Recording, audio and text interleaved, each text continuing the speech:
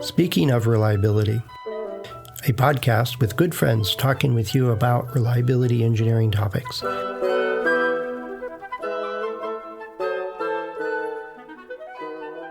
Welcome to Speaking of Reliability. This is Fred Schenkelberg.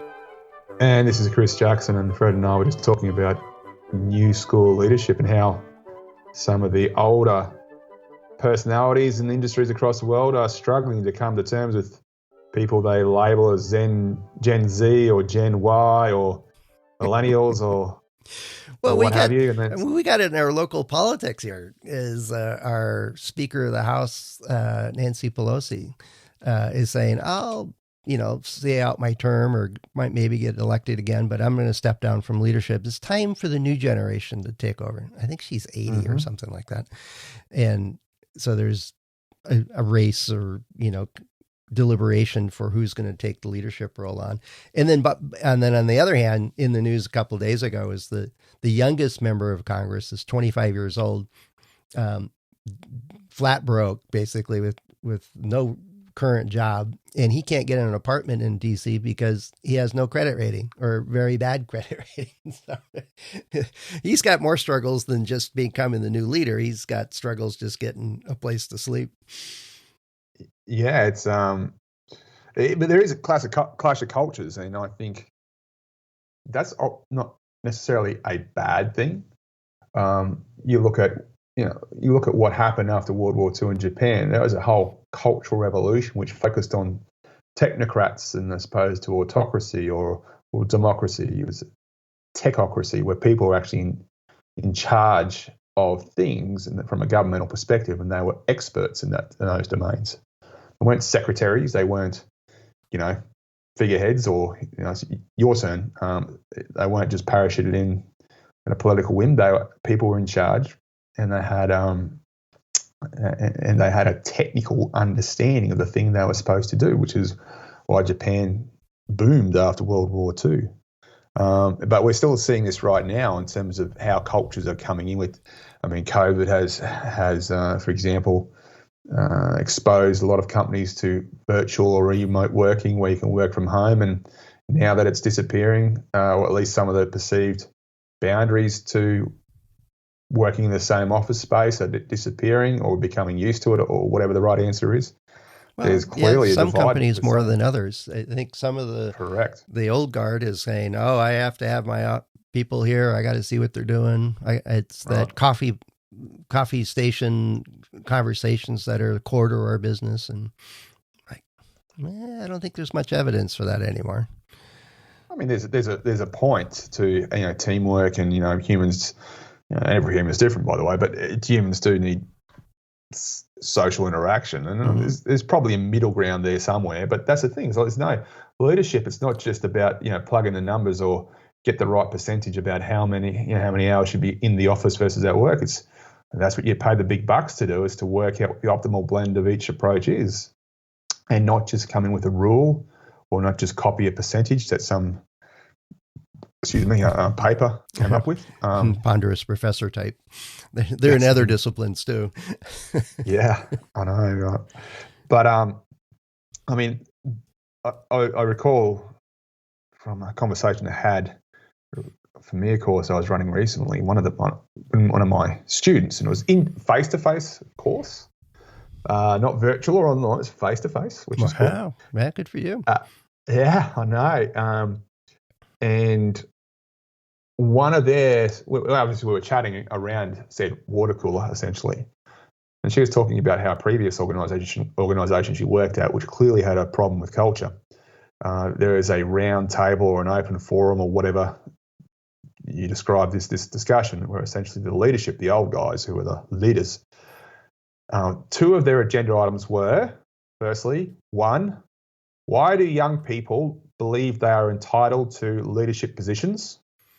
And the second one was, these former employees who have left this organisation and now have created a startup and are doing very, very well at our expense, how do we keep these people in our organisation? And that's a great example of asking and answering your own question in the same breath. But there is a difference I do believe that the younger people, um, we know that, for example, resigning from a company is not the career killer that it used to be a few decades ago. If you left a company, you needed to be able to demonstrate why you left that company. You needed to be able to demonstrate that you didn't murder anyone, or you weren't caught stealing millions of dollars. It was, if you left a company, that was automatically suspicious. That's has certainly changed. It has, but that's an example of. No, at one point I remember way back, this 20 years ago, is the people that left to go to another company, and about 2 years later they came back, and they're promoted 4 levels. Mm-hmm. Wait a second. And the HR people are constantly saying, "Oh, we promote from within." No. Here's 15 examples in my own group of 40 people that's not true. Right, and that's interesting, because I think those scenarios are those where you actually got a lot more flexibility in the job interview than the promotion interview, because that conversation you're having with HR recruiting, they are by definition after you, and so you have a bit more. You have a bit more pressure on making a decision immediately, and if you're a prospective employee, you might not feel under a lot of pressure to join that company unless the pay and salary and conditions are right.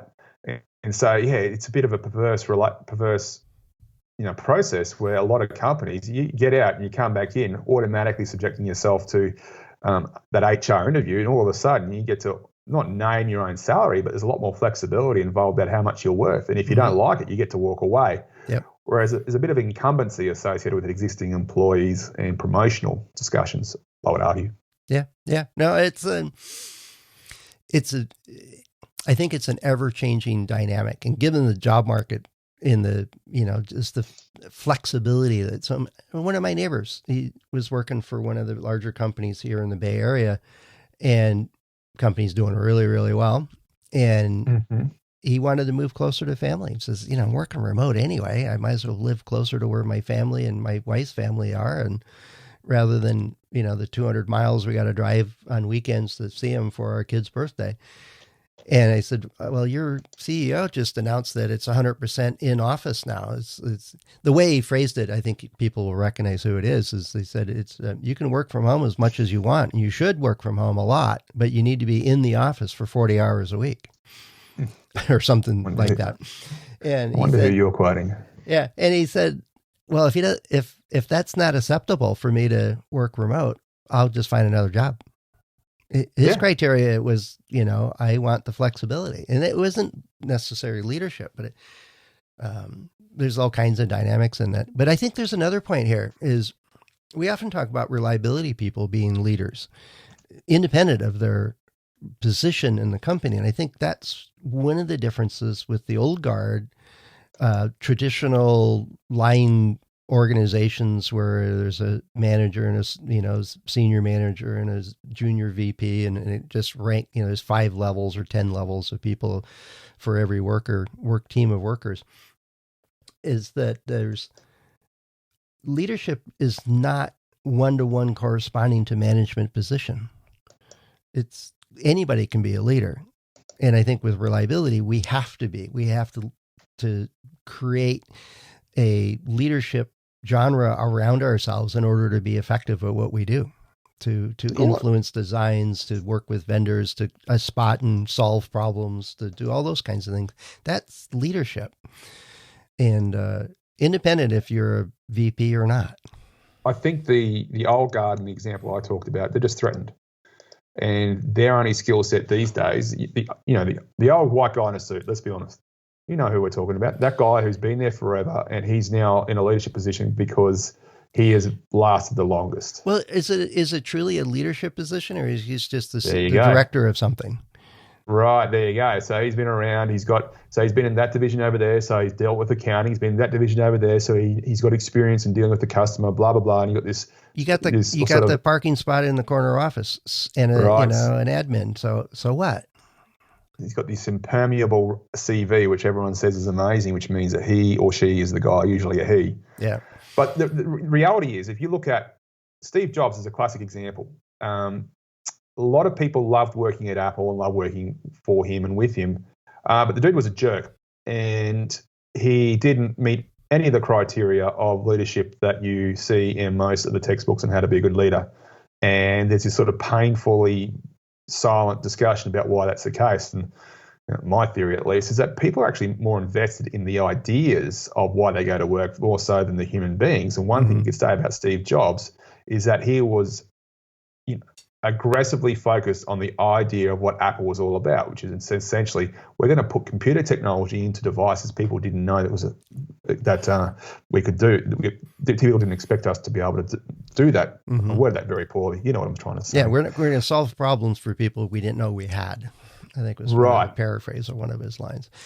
Right. But it was focused on that, but he got out of the way of his technology people. He got out of the way of his supply chain people. They got to make decisions at all levels. Correct. Exactly. So it's about decision making. It's about, I want to turn up to work, and Steve Jobs has entrusted me with designing this new screen or keypad or getting on top of this battery problem. And that's how Apple worked. The problem with people, if you're an old white guy who says, oh, this younger crew, they believe they're entitled to leadership positions, then you need to wake up, because almost certainly your organization is an archaic bureaucracy where decision-making is so concentrated at the highest level that no one feels like they have ownership of anything. It's not leadership, it's anything. And when people complain about it, you host open forums and then rail against young people believing they're entitled to leadership positions. No, that's almost certainly frustrating decision-making. There's one guy I work for, and he wasn't an old white guy, but he was just incensed that I got this proposal. My tech that I worked with happened to, and I've told this story I know a couple of times, but he was carrying the proposal for a $50,000 piece of capital equipment we wanted to buy for some testing of this new process we're using.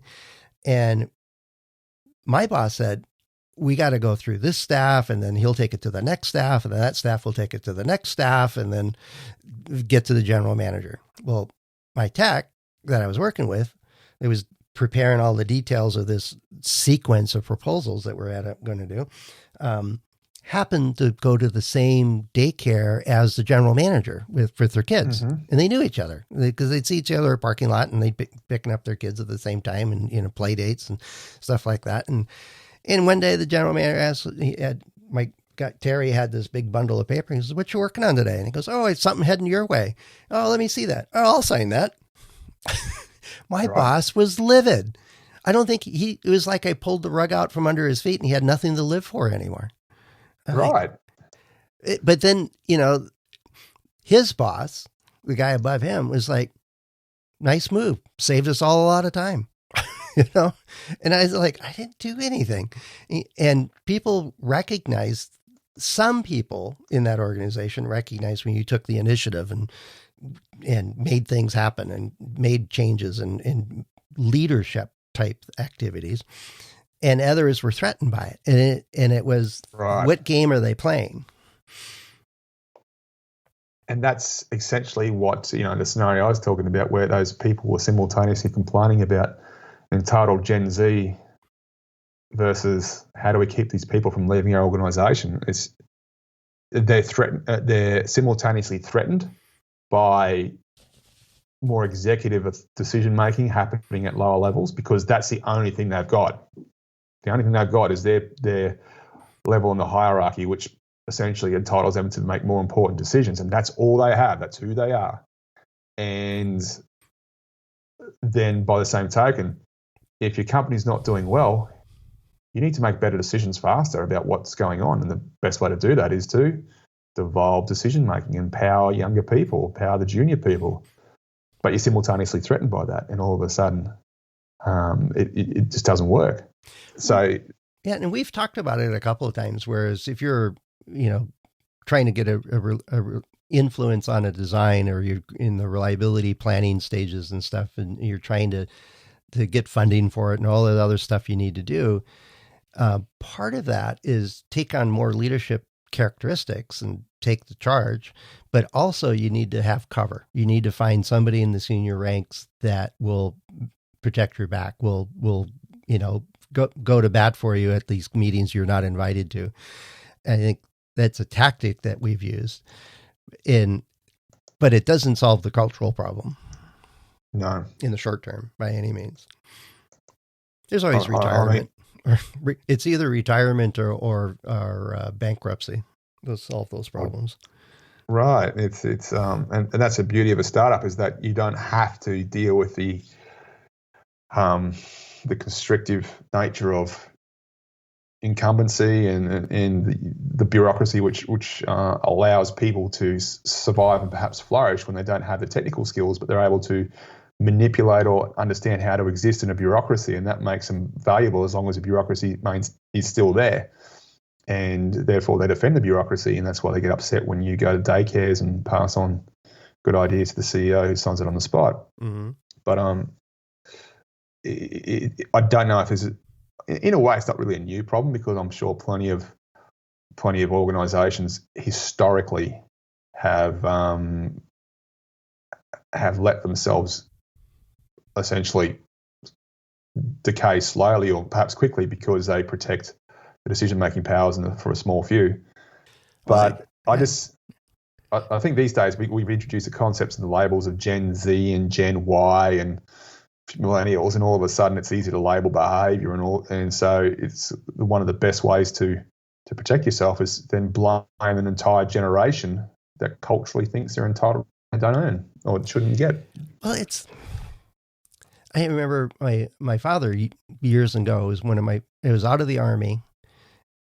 And, it was amazing to me is that in the Army I was in the units I was in, there was less bureaucracy unless it was a supply chain, trying to buy something for our unit.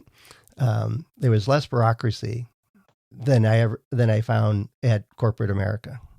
And it was my leader, my battalion commander, one of my battalion commanders sat me down as I was taking command. He says, the only thing you can do wrong is not make a decision. He says, you can make a good decision and we're all happy. And you can make a bad decision and learn from it, and I'm happy. And if you don't make a decision, you're going to get fired. You're going to be relieved of command. And whereas when I was in corporate America, there were a handful of folks you had to run that past them. Here's the triggers. Here's your boundaries. You get $50, what did they call it?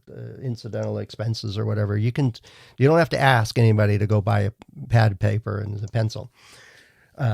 But if it's over that, you got to ask, and you got to go through these processes and all these line controls and all the other stuff. And if you want to change the schedule, you got to ask these people and do all this stuff. And some of those made sense because it impacted larger parts of the organization. But as a supervisor on a plant floor, I had very little flexibility.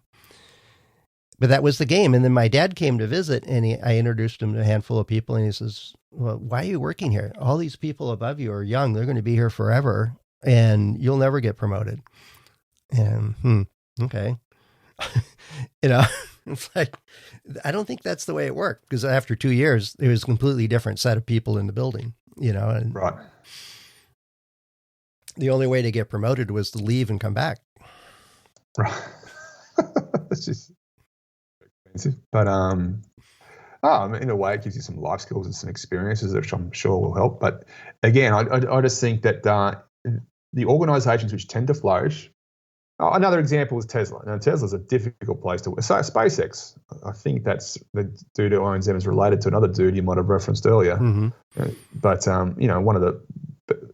one of the best sayings I have there is, one of the most memorable sentiments I ever heard was, well, it's very flexible work hours. You can work whatever 120 hours of the week you want to work. Mm-hmm. That was essentially how you worked there. So why would people stay behind? Again, it comes back to the central idea. If a rocket scientist, look at SpaceX, for example, NASA's just not competitive in terms of generating new ideas and turning them into practical realities. It's just not. It used to be, but it's not anymore. And so if you want professional satisfaction and you have to choose between NASA and SpaceX, especially if you're a young engineer and you don't have the family yet, it's almost a no-brainer because that's you get straight out of college or what have you. That's where you're going to go if you And you want can that see professional your rocket satisfaction. take off. Yeah. Exactly, and it's landing, it's doing things that no other rocket in the world can do. And it's say the same thing about Tesla. But there is a problem with that, and that it's just that if another organization comes along which has the same central idea as that one, like another organization wants to build rockets, and it's a better work environment, it's an inherently unstable business proposition. And we know, especially for Tesla, there's a lot of people who started working for Tesla who now happily work in competing organizations Yep. with similar ideas. Yep. But the work-life balance is a lot better, and everyone knows that. But it does go to show, in my mind at least, how important that central idea of why you turn up to work, how important that idea of what the answer to that question is when it comes time to genuine industry-leading magnificence of the organization. I mean, Steve Jobs is a hard guy to work for, but he had a central idea. He was focused on that idea, and because he was focused on the idea, he wasn't focused on owning the decision-making process. He was so invested in the idea, he didn't have time to make sure he held the decision-making powers for, which battery, alloy you're going to use, et cetera, et cetera. That was delegated. Yeah. He's demanding. Well, I think part of the changes though is that, my grandfather got a job and worked it for, 50 years and retired. And my dad expected to do that. And he started working with a company, and the founder of the company passed away, and he set up his own shop and stayed with that for the rest of it. So he had basically one career with two positions. And when I was coming out of high school, it was expect to have 2 or 3 careers, which was pretty true for me. I worked, 4, I think, if you count the Army. But today, you and I both know people that, are not even 40 years old yet and have worked in 5 companies. And it's not because they got acquired 5 times. I did meet one guy that was in the same exact office for 20 years.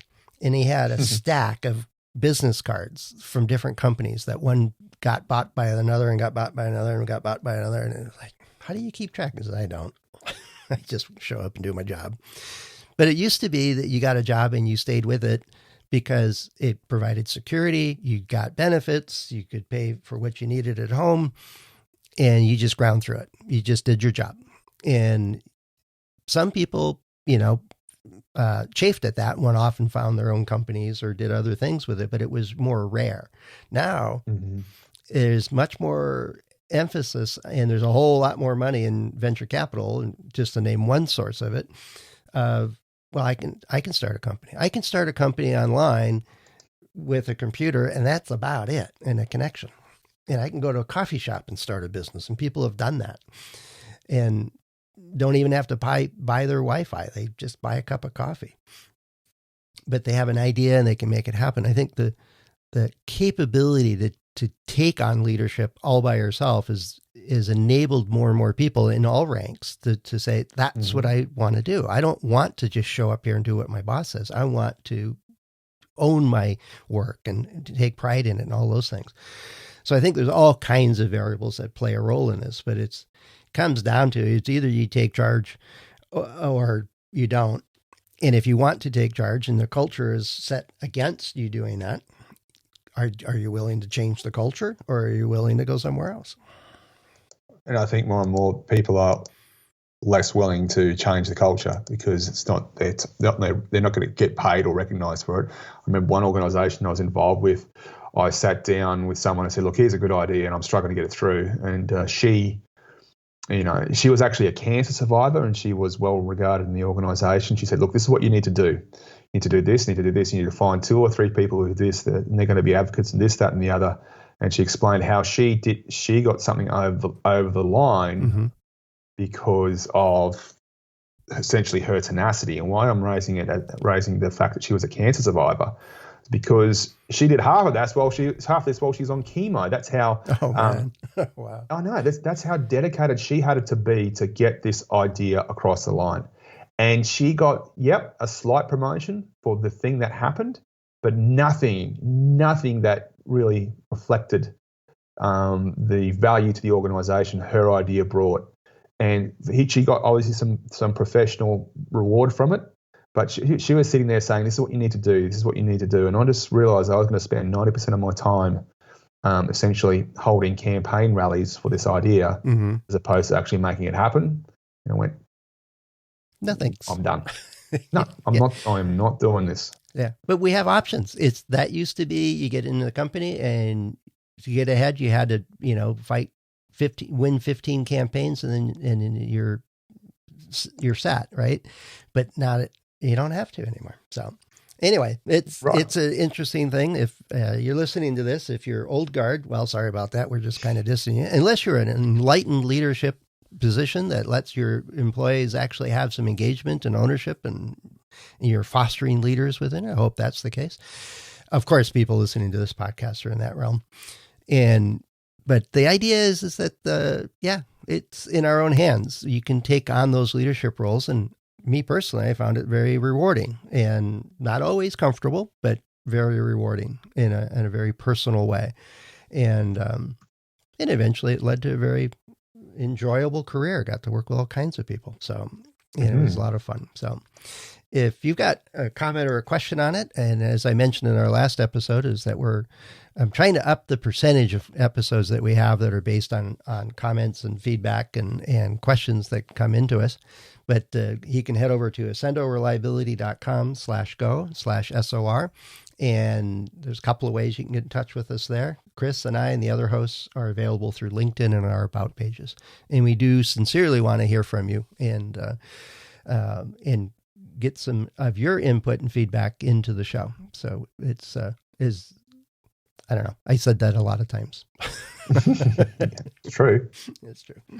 So anyway, there's the thought. I don't know how to wrap that one up other than say, thanks, Chris. Good topic out of a conversation you had with somebody. Hopefully they know about our podcast now or we're already. Well, I don't. I drop the website every chance I get. There you go. It's all good. And everybody else out there should too, by the way. Reliability.fm for the podcast venue, but it also brings you to Ascendo Reliability, where you can get in touch with us to let us know what's on your mind. So with that, Chris, I think we'll wrap it up. Thanks a lot. Always a pleasure, Fred. All right. Talk to you later. Bye-bye. Thanks for listening to Speaking of Reliability. We invite you to join the conversation. If you have a question or a topic that you think we should discuss in a future show, please let us know. You can find a comment box below the episode show notes, or just leave a note as part of a review on iTunes.